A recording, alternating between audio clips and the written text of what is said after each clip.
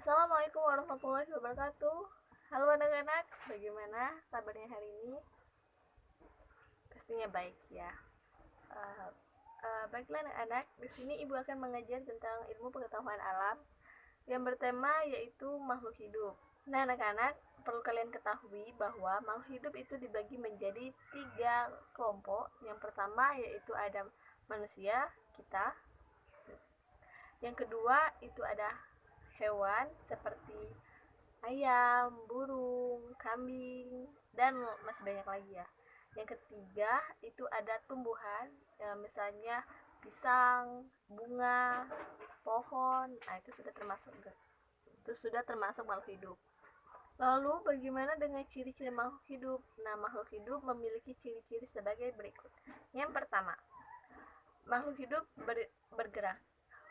Manusia bergerak menggunakan kakinya, namun ada juga beberapa hewan yang bergerak menggunakan kakinya seperti harimau, kucing, kambing, sapi, dan lain sebagainya.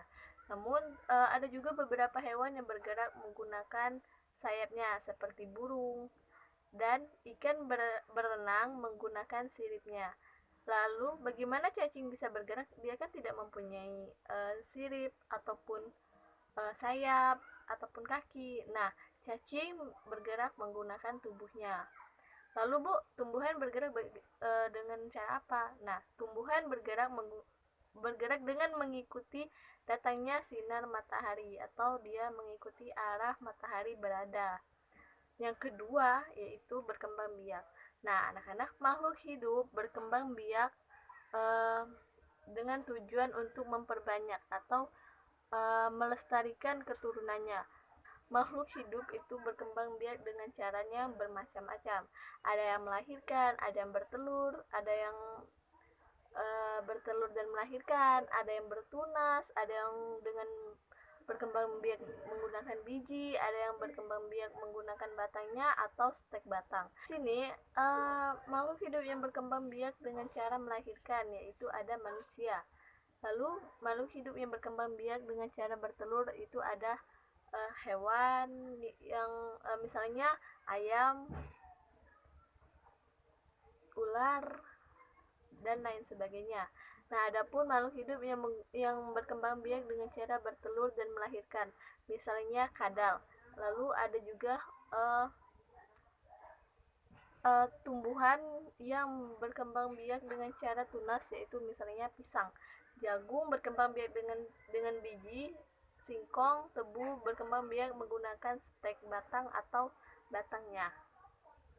Yang ketiga yaitu memerlukan makanan dan minuman. Makhluk hidup memerlukan makanan dan minuman untuk bisa bertahan hidup. Makanan manusia berasal dari tumbuhan dan hewan. Hewan memperoleh makanan dari tumbuhan atau hewan lain. Tumbuhan memperoleh makanan melalui proses fotosintesis. Yang keempat yaitu ada bernapas. Nah, makhluk hidup itu dilihat dari cara bernapasnya. Nah, bernapas adalah proses menghirup oksigen dan mengeluarkan karbon dioksida. Manusia bernapas menggunakan paru-paru, namun juga adapun hewan yang bernapas menggunakan paru-paru seperti ayam, kucing, dan lainnya. Namun, ikan bernapas menggunakan isan, tetapi ada juga ikan yang bernapas menggunakan paru-paru, misalnya paus dan lumba-lumba. Cacing bernapas menggunakan kulit, dan katak bernapas menggunakan paru-paru dan kulit. Tumbuhan bernapas menggunakan mulut daun atau stomata. Yang kelima yaitu menerima dan menanggapi rangsangan. Contohnya daun putri malu akan menutup bila disentuh. Kamu menjerit saat dikejutkan dan lain sebagainya. Yang keenam yaitu tumbuh. Tumbuh artinya bertambah besar, lebar, atau tinggi. Nah, manusia bertumbuh dari bayi menjadi balita, menjadi anak-anak, menjadi remaja, menjadi dewasa, dan selanjutnya.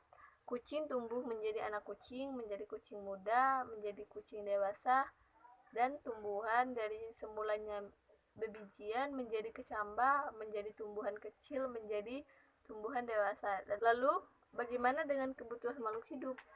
Nah, anak-anak, untuk dapat bertahan hidup, kebutuhan makhluk hidup harus terpenuhi. Kebutuhan makhluk hidup di antara lain yang pertama itu ada udara.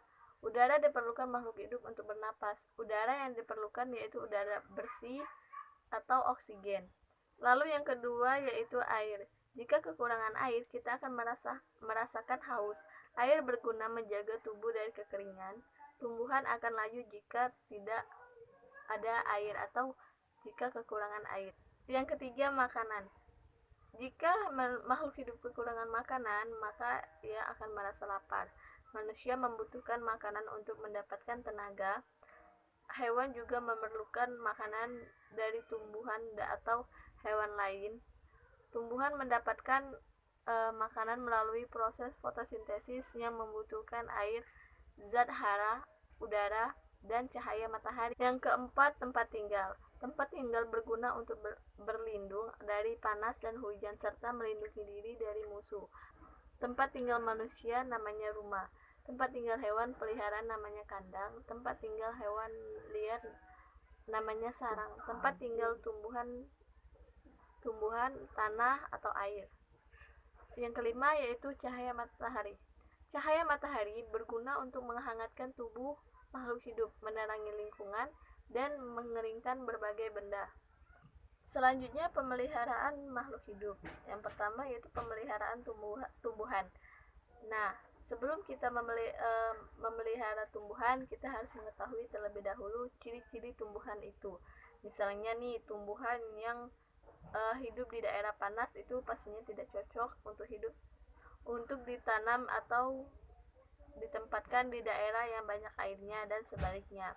Agar tumbuhan dapat tumbuh dengan baik, yang harus kita lakukan yaitu 1. Membersihkan gulma atau rumput yang ada di sekitar tanaman.